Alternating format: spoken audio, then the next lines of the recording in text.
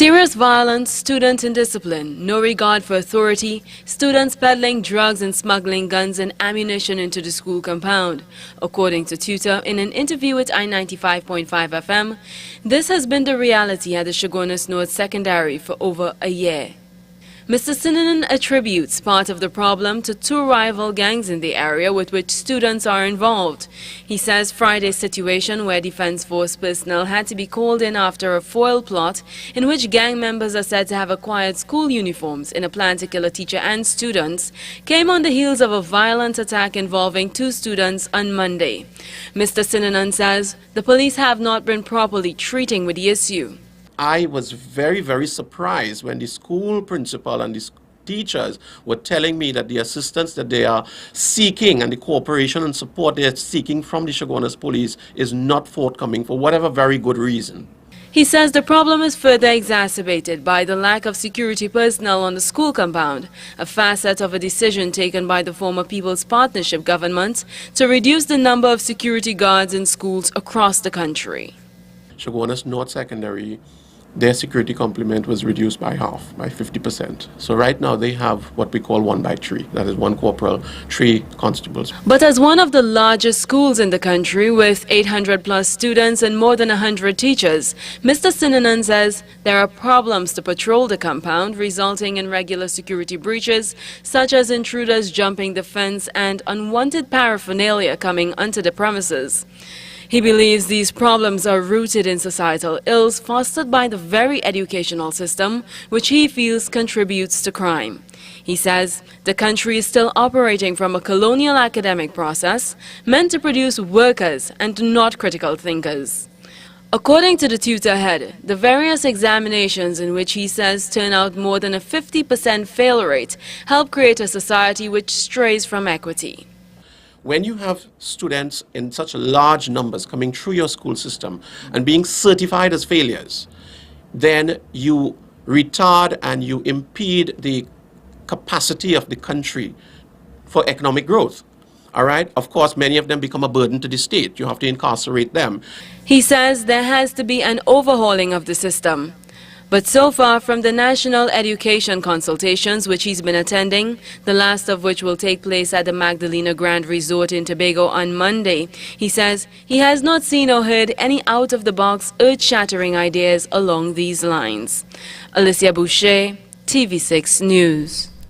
6:22.5 in Trinidad and Tobago. Well, we're going to chat in the next few minutes with a couple of personalities. We have on Skype attorney at law Martin George, who in a few minutes we'll ask to give his perspective on maybe the legal issues as to whether or not anti-gang legislation comes into the mix in this entire matter. But before we talk to Mr. George, maybe it's appropriate we speak to the head of the National PTA, Zina Ramatali, via the phone line, because she is in Tobago for the last of these consultations being hosted by the Ministry of Education. Good morning, Ms. Ramatali.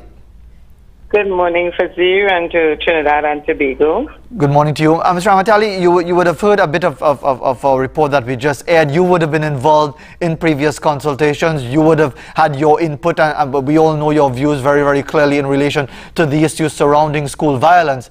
But given what we've just heard from Mr. Sinanan about him not being particularly encouraged from the dialogue, with the greatest respect to you being part of the process, for example, today at Magdalena Grand, isn't all of this a waste of time? Well, certainly, I wouldn't say Fazir is a waste of time, because I think too many issues have been on the front burner.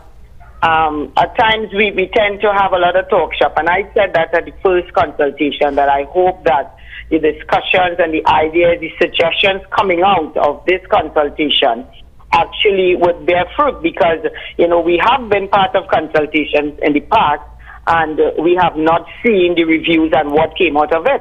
So I'm hoping that this consultation would be one of a difference, and that the suggestions that are being made, and well, actually I didn't stay again in Tobago. We were there training our PTA officers, and I want to bring to the fore that unfortunately I couldn't stay, but one of the issues, and I'm sorry that I couldn't stay to raise the issues that parents of Tobago raised, and that will come into the fore the issue of students being engaged and supervised.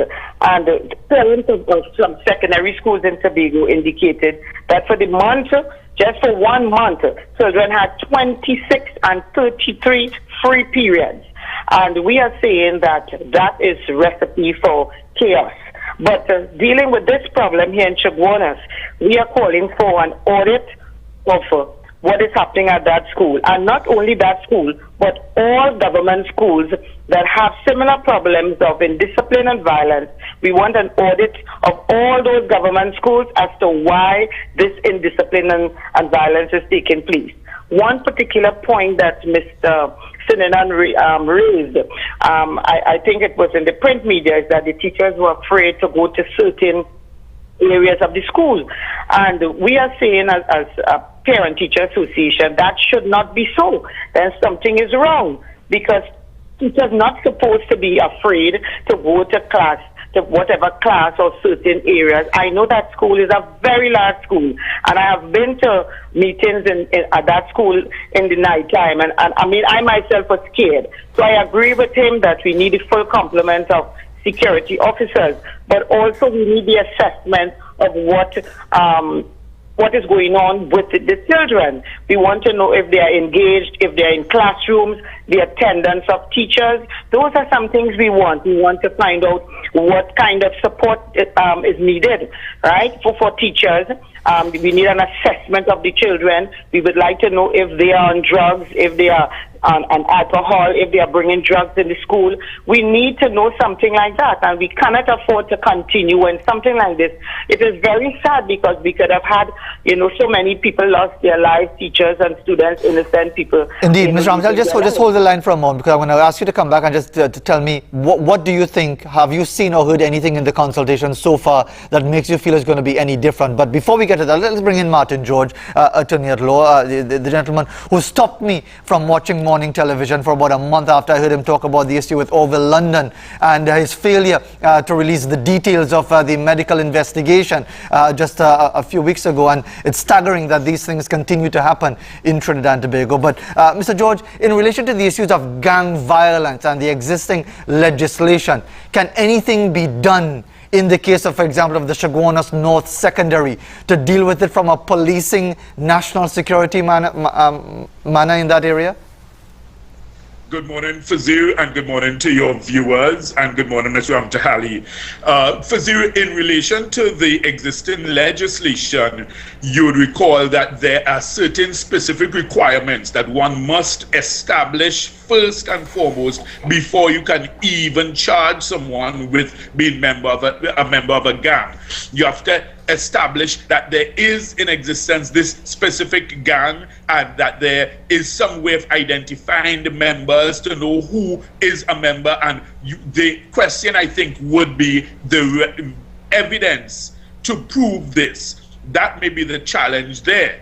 But there's a flip side to this whole scenario, Fazir, and I just want to bring the nation's attention for us to recall, because, we are a nation that sometimes forgets things. You'll recall some years ago, the international school shooting. Remember, there's a student who was there at that school who came into the school with his father's firearm and proceeded to shoot a security guard, and then he went upstairs. He fired shots in the cafeteria, then he went upstairs. He held some of the students and teachers hostage. There was a standoff, the police were called in, and there was a shootout at the international school in Port of Spain, in Westmoreland. So we need to understand that these are things that have a bearing in reality in our history in Trinidad and Tobago. So it's not something to be taken lightly. And furthermore, the flip side to this whole scenario is that in that circumstance, after the police eventually shot and killed this young man, the police officers themselves ended up facing charges whereby there was an inquiry as to whether they should now be charged for using excessive force and causing the death of this young man. And his parents hired private prosecutors to prosecute this matter against the police. So when you have this scenario of, from what I understand, happened last week, where an army officer volunteered, and I mean well-meaning as he may have been, I think there's also the question of jurisdiction and authority to be considered as to whether an army officer, I can understand a police officer clearly having jurisdiction, but an army officer, I am not sure has any locus or jurisdiction whatsoever in a matter such as that. I understand what you're saying, Mr. George, but as many in the nation will be saying, you know, well, what is the point of all of this dialogue and so on, and you're giving us the important precedent, the issue of the international school shooting, and quite correct, you point out that we tend to forget a lot of these things after 9 days, but what do we do? If you're saying basically gathering evidence alone just to prove the existence of a gang, to prove that someone is a member of a gang, to prove this, to prove that, to prove the other, isn't that essentially saying that our hands are tied and we can't do anything? Well, I think, Fuzzy, what we need to really look at maybe is some sort of dedicated and specialized schools security unit. Now, of course, it would mean a whole scenario where either the MTS is revamped and revived to ensure that they are given some kind of specialized training whereby they are able to maybe elicit information from students who can, you know, give them in a confidential manner without being revealed, you know, in terms of their identity. So we have to really take a new look at this, because I'll tell you, Fazil, this scenario is one which we are going to see repeated more and more. And, you know, we are a copycat nation. So when we see things happening abroad, you know, when you see like the Sandy Hook shooting, elementary school shooting and stuff like that, people tend to mirror and copycat things that they see. So the point is, we have to expect that sooner or later that type of scenario is going to hit our shores, you know, in greater frequency. So therefore we must be prepared for it. Mr. George, just hold on Skype with us, as we'll now revert to, back to Mr. Rahmat Ali, the head of the NPTA, who has been part of the earlier dialogues, not in Tobago, for this final consultation. But Mr. Rahmat Ali, just let me repeat the question that I posed to you before we spoke to Mr. George. What evidence is there? What makes you feel that these consultations will be any different from what we've had previously? Well, these consultations, actually, it is not like what we had before. This consultation, we had various topics, and members of the public and educators, we registered and we went to different rooms. So you had an opportunity in there to make your contributions.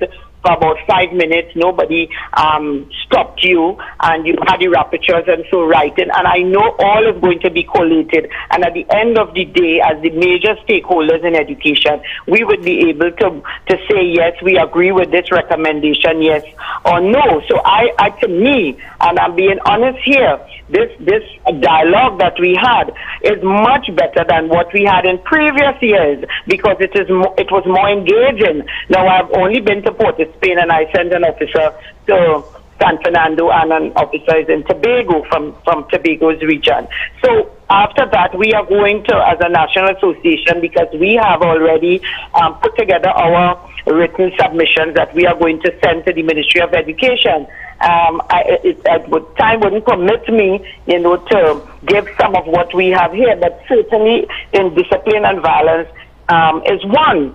And what we are seeing ever so often, and this is for over a decade, more than 2 decades, we have been speaking about indiscipline and violence in schools. But we have to take the bull by its horn, and we have to say zero tolerance to indiscipline, violence, bullying. And we have been recommending going to Ohio with the Ministry of Education in 2011, somewhere around there, that we have a national anti-bullying policy for all our schools.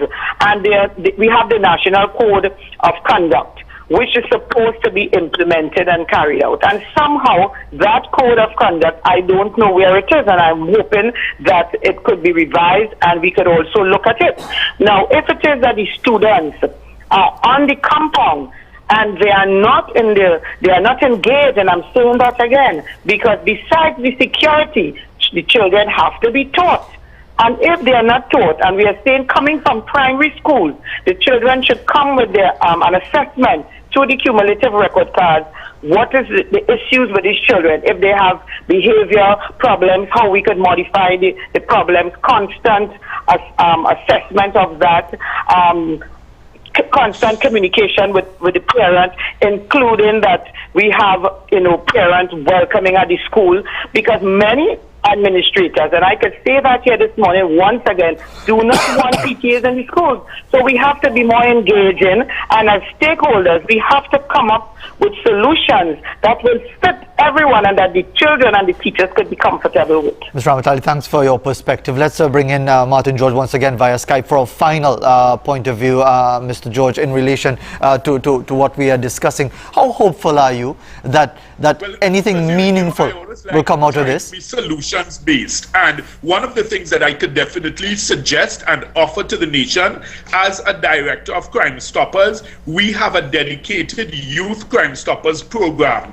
which is supposed to be targeting schools. And for today I am going to call and make a recommendation to my board of directors that we ramp up our program and have it targeting specifically for the students to be able to call in confidentially with information concerning gangs and gang members that may be in their schools. It's anonymous, it's safe, it's secure, and we've been running this program for several years in Trinidad and Tobago successfully, and I think that this may be a way to help. It's a toll-free number, so the students wouldn't have to pay for the call, and as I say, they can do so anonymously. So at least that is one solution that I can suggest and offer to the nation for us to try to get the information so that the bad eggs in the schools, and it's not all of the students are bad, it's just a few who are giving all the schools a bad name by their actions. So if those students can be identified, and clearly the other students will know what these ones are up to. If they can call into Crime Stoppers, the youth program, and give that information,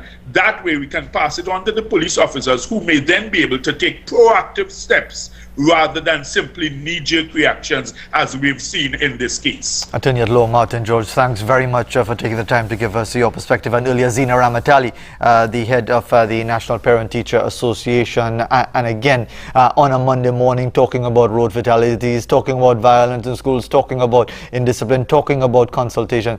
It just makes you feel something you want to switch off. Not everyone is switch off, but as I was explaining to just now when introducing Martin, when I heard him explain the circumstances and the situation as to where the head of the THA over London refuses to reveal the nature and the details of the report concerning the death of the lady when she was having the child, I think it was Old Year's night into New Year's, and the refusal to release the details of that report. Just one of those many taxpayer-funded reports and inquiries and so on that public officials paid by taxpayers refuse to release and are under no real pressure to release it. You wonder what's the point of all this dialogue. But let's try and pretend to be optimistic, shall we? We'll take a break and come back right after this.